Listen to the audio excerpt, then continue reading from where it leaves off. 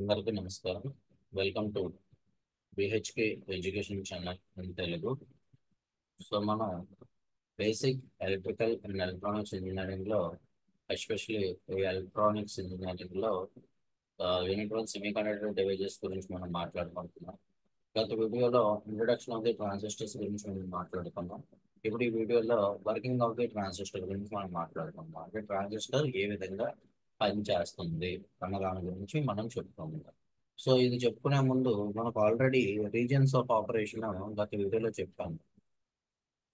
అంటే మనం ట్రాన్సిస్టర్లో 2 junctions form అవుతాయి. మీకు ఏమైనా డౌట్ ఉంటే కింద డిస్క్రిప్షన్లో వీడియో పెడతాను, ఒకసారి క్లియర్గా చూడండి. అవి చూస్తే మీకు క్లియర్గా అర్థమవుతుంది. రీజన్స్ ఆఫ్ ఆపరేషన్లో మనకి ట్రాన్సిస్టర్స్ 2 జంక్షన్స్ ఫామ్ చేస్తాయని చెప్పాను. Junction J1, junction J2. అంటే పిఎన్ జంక్షన్లు రెండు ఉంటాయి. సో ఎన్పిఎన్ ట్రాన్సిస్టర్ కానీ పిఎన్పి ట్రాన్సిస్టర్స్. ఆ 2 జంక్షన్స్ మనకి రీజన్ ఆఫ్ ఆపరేషన్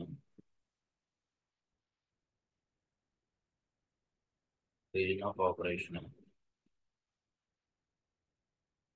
సో ఒకవేళ ఈ 2 జంక్షన్స్ రెండు, ఒకటి ఫార్వర్డ్ బయాస్ ఒకటి రివర్స్ బయాస్ అయితే అది యాక్టివ్ రీజియన్. ఇది active region. Forward bias forward bias అయితే saturation region.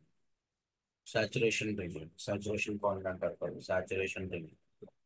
So reverse bias అయితే కట్ ఆఫ్ రీజియన్. నెక్స్ట్ అదేవిధంగా రివర్స్ బయాస్ ఫార్వర్డ్ బయాస్ అయితే అది ఇన్వర్టెడ్. బట్ రేర్ గా యూజ్ చేస్తాం ఇన్వర్టెడ్. అయితే మనం జనరల్ గా junction J1 forward bias, junction J2 reverse bias active condition లో మాత్రమే తీసుకుంటాం అన్నమాట. So junction J1 is forward bias and junction J2 is reverse bias. ఆ కండిషన్ లోనే మనం ఇది తీసుకుంటాం అన్నమాట. జనరల్ గా యాక్టివ్ మోడ్ కండిషన్ లోనే తీసుకుంటాం. సో ఇక్కడ bipolar junction transistor, BJT, bipolar junction transistor. ఈ బైపోలార్ జంక్షన్ ట్రాన్సిస్టర్ లో బైపోలార్ బైపోలార్ అంటే 2 పొలారిటీస్. ఈ 2 పొలారిటీస్ ఏంటి అంటే ఎలక్ట్రాన్స్, నెక్స్ట్ అదేవిధంగా పోల్స్. ఇక్కడ జంక్షన్, బైపోలార్ జంక్షన్స్ ఏంటి అంటే 2 జంక్షన్స్ ఫామ్ అవుతాయి, junction J1 and junction J2. And finally transistor. So transistor అంటే ఏంటంటే నేను ఆల్రెడీ చెప్పాను, transferred resistor. Transferred plus resistor, transferred resistor. అందువల్ల దానికి ట్రాన్సిస్టర్ అని నేమ్ వచ్చింది అనమాట. సో మనం జనరల్గా ఏ మోడ్ కన్సిడర్ చేసుకుంటాం అని చెప్పాను. సో యాక్టివ్ మోడ్ అనేది కన్సిడర్ చేసుకుంటాం. ఎందుకు ఈ యాక్టివ్ మోడ్ తీసుకుంటాం అంటే, సో ఇది ఫార్వర్డ్ బయాస్ రివర్స్ బయాస్ అంటే సాచురేషన్ పాయింట్ లో మనం తీసుకోకూడదు, కటింగ్ పాయింట్ లో తీసుకోకూడదు. ఈ ఇన్ బిట్వీన్ యాక్టివ్ మోడ్ లోనే మనకు అది వర్కింగ్ కండిషన్ లో ఉంటుంది అనమాట. అందువల్ల యాక్టివ్ మోడ్ లో తీసుకోవాలి. యాక్టివ్ మోడ్ లో తీసుకుంటున్నాం అంటే అర్థం ఏంటి? యాక్టివ్ మోడ్ కండిషన్ లో తీసుకుంటున్నాం అంటే జంక్షన్ J1 అనేది ఫార్వర్డ్ బయాసింగ్ ఉంటుంది, జంక్షన్ J2 అనేది రివర్స్ బయాసింగ్ ఉంటుంది. Forward biasing and reverse biasing. Forward biasing లో రెసిస్టెన్స్ అనేది మనకి 0 ఉంటుంది, రివర్స్ బయాస్ లో రెసిస్టెన్స్ అనేది ఇన్ఫినిటీ ఉంటుంది. ఎందుకంటే మనకి ఆ డిప్లీషన్ లేయర్ అనేది ఇంక్రీజ్ అవ్వడం వల్ల. సో ఈ యాక్టివ్ మోడ్ కండిషన్ లో ఇదేమో ఏ విధంగా యాక్ట్ అవుతుంది అంటే యాంప్లిఫైర్ కింద పనిచేస్తుంది అనమాట అప్లికేషన్. ఇది యాంప్లిఫైర్ కింద, it's works like amplifier. So అంటే యాంప్లిఫికేషన్ చేస్తుంది. దేన్ని యాంప్లిఫికేషన్ చేస్తుంది అంటే, సపోజ్ మనం ఇన్పుట్ వోల్టేజ్ అవుట్పుట్ వోల్టేజ్ రెండు తీసుకుంటే, సో జనరల్గా అవుట్పుట్ వోల్టేజ్ అనేది యాంప్లిఫై చేస్తుంది అనమాట. అంటే output voltage which is greater input voltage. ఈ విధంగా మనకి యాంప్లిఫికేషన్ అనేది జరుగుతుంది అనమాట. సో ఇది అంటే మనకి పర్టికులర్గా ఈ విధంగా జరుగుతుంది. అది దీని యొక్క వర్కింగ్ అనేది మనకి జనరల్గా ఎలా ఉంటుంది అనేది మనం చూసుకునేటట్లయితే, మాట్లాడుకునేటట్లయితే, సో క్లియర్గా చూడండి. మనం జనరల్గా ఎన్పిఎన్ ట్రాన్సిస్టర్ని వాడుతామని మనం మాట్లాడుతున్నాం. ఎందుకోసం ఎన్పిఎన్ ట్రాన్సిస్టర్ని వాడుతాం అంటే, సో మొబిలిటీ ఆఫ్ ఎలక్ట్రాన్స్ అనేది ఎక్కువగా ఉంటాయి అన్నమాట. అంటే ఎలక్ట్రాన్స్ అనేవి ఎక్కువగా ఉండడం వల్ల మెజారిటీ చార్జ్ క్యారియర్స్ అనేవి ఎలక్ట్రాన్స్ అవడం వల్ల ఎన్పిఎన్ ట్రాన్సిస్టర్ ని వాడతాం. అదే పిఎన్పి ట్రాన్సిస్టర్ లో ఏంటంటే మెజారిటీ చార్జ్ క్యారియర్స్ అనేవి హోల్స్ అవుతాయి. అందువల్ల మనకు దీన్ని వాడుకుంటాం అన్నమాట. జనరల్ గా ఎన్పిఎన్ ట్రాన్సిస్టర్ మనం తీసుకునేటట్లుగా అయితే, సో మనకు ఆల్రెడీ తెలుసు, ఇది ఎమిటర్, ఇది బేస్, ఇది కలెక్టర్. సో మనకి ఏంటవుతుంది, ఎల్లో అంటే ఏంటి, ఆల్రెడీ మెజారిటీ చార్జ్ క్యారియర్స్ అనేవి ఎలక్ట్రాన్స్. సో ఎన్లో మెజారిటీ చార్జ్ క్యారియర్స్ అనేవి electrons.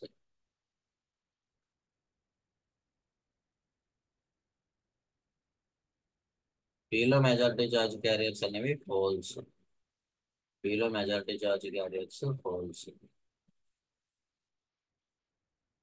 Holes majority charge carriers. అదేవిధంగా ఎన్లో మెజారిటీ చార్జ్ క్యారియర్స్ కూడా ఎలక్ట్రాన్స్. సో ఎన్లో మెజారిటీ చార్జ్ క్యారియర్స్ ఎలక్ట్రాన్స్.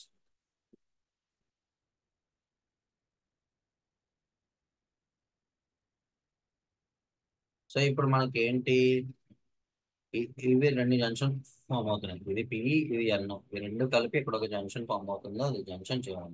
ఇది పి, ఇది ఎన్. ఇక్కడ ఒక జంక్షన్ ఫామ్ అవుతుందో అది జంక్షన్ J2. జంక్షన్ J1 అనేది మనం ఏ బయాసింగ్ మనం పెట్టుకుంటున్నాము, ఫార్వర్డ్ బయాసింగ్ పెట్టుకుంటున్నాం. అంటే ఫార్వర్డ్ బయాసింగ్ పెట్టుకుంటున్నాం అంటే పి దగ్గర పాజిటివ్ పెట్టుకోవాలి. నెక్స్ట్ అదే విధంగా ఎన్ దగ్గర నెగిటివ్ అనేది అప్లై చేయాలి. సో ఇప్పుడు మనకి జనరల్గా ఇది ఏమవుతుందంటే VED, voltage across emitter and base. So ఇప్పుడు ఇక్కడ నుంచి మనం ఇది రివర్స్ బయాస్ లో పెట్టుకుంటాం. అంటే పి దగ్గర నుంచి నెగిటివ్, సో ఇక్కడ ఎం దగ్గర నుంచి పాజిటివ్, రివర్స్ బయాసింగ్ కాబట్టి. సో ఇక్కడ పర్టికులర్ గా ఇదేమవుతుందంటే VCB. So voltage at collector base, voltage at collector base. So ఇప్పుడు జనరల్ గా ఇక్కడ ఏం జరుగుతుంది అంటే, మనకి ఇది forward bias condition. So forward bias condition లో ఈ పిఎన్ జంక్షన్ డయోడ్ అనేది వర్క్ అవుతుంది. ఫార్వర్డ్ బయాస్ కండిషన్ లో పిఎన్ జంక్షన్ డయోడ్ వర్క్ అవుతుంది అంటే ఏంటవుతుంది అంటే, సో ఎలక్ట్రాన్స్ అనేవి దీంట్లో యాడ్ అవుతూ ఒకదానికొకటి మూవ్ చేయడం స్టార్ట్ అవుతుంది. అంటే కెనెటిక్ ఎనర్జీ అనేది అప్లై అవుతుంది అనమాట. ఒకదాన్ని ఒకటి తోయడం స్టార్ట్ అవుతుంది. సో తర్వాత అది ఈ పి రీజియన్ లోకి వెళ్తాయి అనమాట. అంటే ఈ పర్టికులర్గా ఈ పి దగ్గరికి వస్తాయి. ఈ జంక్షన్ దాటుకొని ఇందులోకి పి దగ్గరికి వస్తాం. సో అలా ఇంకా ఎలక్ట్రాన్స్ ఎక్కువ అవడం వల్ల ఈ పి దగ్గర నుంచి ఈ ఎన్ దగ్గరికి వెళ్తాయి అనమాట. అంటే ఎమిటర్ దగ్గర నుంచి కలెక్టర్ దగ్గరికి వెళ్తాయి. సో మళ్ళీ అదే విధంగా ఈ బేస్ దగ్గరికి చాలా తక్కువ ఎలక్ట్రాన్స్ అనేవి మూవ్ అవుతాయి. చాలా చాలా తక్కువ ఎలక్ట్రాన్స్ అనేవి మూవ్ అవుతాయి. సో జనరల్గా ఇక్కడ మనం చూసుకునేటట్లుగా అయితే 95% టు 98% ఎలక్ట్రాన్స్ అనేవి ఎలక్ట్రాన్స్ అనేవి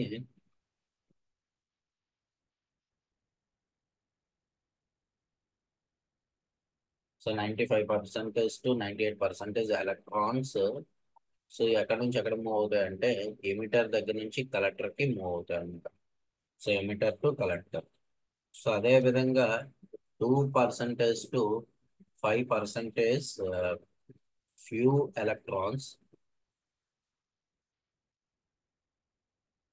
ఎక్కడ మూవ్ అవుతాయి అంటే ఎమిటర్ టు బేస్ కి మూవ్ అవుతాయి.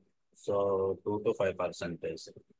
సో మాక్సిమం 95% టు 98% ఎలక్ట్రాన్స్ అనేవి ఎమిటర్ దగ్గర నుంచి మనకి కలెక్టర్ కి మూవ్ అవుతుంది. సో ఇప్పుడు మనం జనరలైజ్డ్ గా ఇక్కడ ఆ, సో మనకి ఇక్కడ ఎలక్ట్రాన్స్ అనేవి ఈ విధంగా వెళ్ళడం వల్ల కరెంట్ అనేది ఆపోజిట్ డైరెక్షన్ లో ఉంటుంది. ఆ కరెంట్ ఏమవుతుందంటే ఎమిటర్ దగ్గర వచ్చే కరెంట్ ఐ అవుతుంది.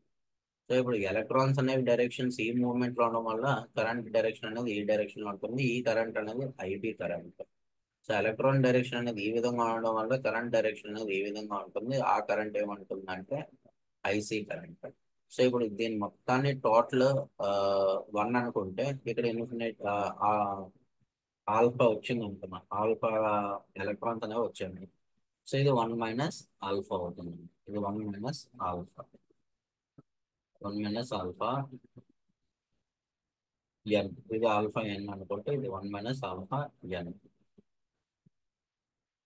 1 minus alpha n. So particular గా ఇది ఎన్ ఎలక్ట్రాన్స్ అయితే, సో ఇక్కడ మనకి ఇది 1 మైనస్ ఆల్ఫా ఎన్. సో ఇక్కడ పర్టికులర్ గా రివర్స్ బయాస్ లో మనం చూసుకుంటే, in reverse bias junction J2, in reverse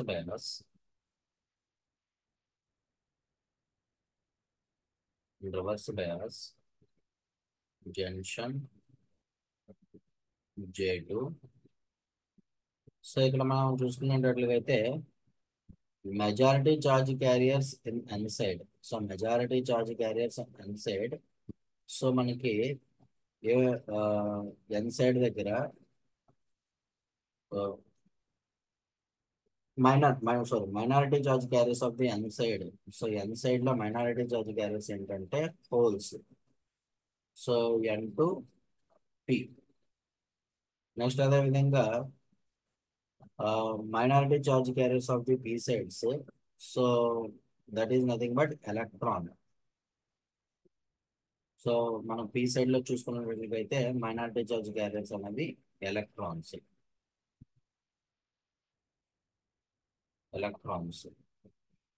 so అవి ఎలా మూవ్ అవుతున్నాయి అంటే from P to N.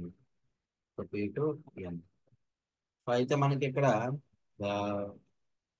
Current అనేది ప్రొడ్యూస్ అవుతుంది. ఆ కరెంట్ ఏంటవుతుంది, ఆ కరెంట్ ఏంటంటే మనకి ICO. సో ఆ పర్టికులర్ కరెంట్ అనేది మనం ప్రొడ్యూస్ అవుతుంది. ఆ కరెంట్ మనకి ICO. That is nothing but reverse saturation current. Reverse saturation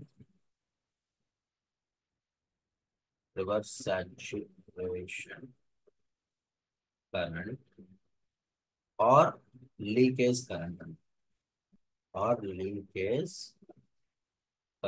reverse saturation current కానీ లేదా లీకేజ్ కరెంట్ అని కానీ అంటాము ఈ ICO. సో పర్టికులర్ గా ఇక్కడ ఈ ICO లో ఈ O stands for open circuit. When emitter is open circuit. So మనకి అది ఓపెన్ సర్క్యూట్ కింద యాక్ట్ అవుతుంది. సో ఇప్పుడు జనరలైజ్డ్ గా IC ఈజ్ ఈక్వల్ టు అంటే collector current which is equal to so alpha into IE plus leakage current ICO. Leakage current తో పాటుగా ఎంత కరెంట్ అనేది మనకి ఇక్కడ పాస్ అయిందో ఆ పాస్ అయిన current plus leakage current which is nothing but ICO. So ఇది మనకి ఈ విధంగా ఉంటుంది. Next relation between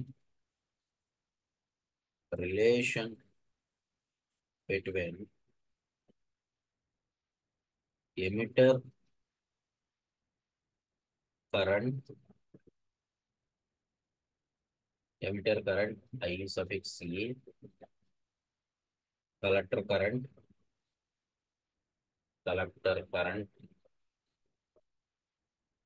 IC and base current వీటి మధ్య IB. వీటి మధ్య రిలేషన్ అనేది ఏ విధంగా ఉంటుంది?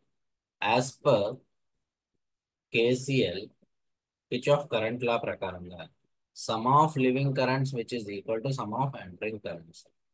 Some of leaving currents which is equal to sum of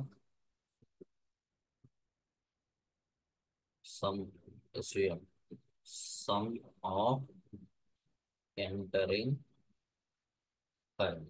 some of leaving current ఇక్కడ ఏంటి IE ఈజ్ ఈక్వల్ టు ఇక్కడ మనకి ఎంటరింగ్ కరెంట్స్ ఏంటి IB plus IC. IE is equal to IB plus IC.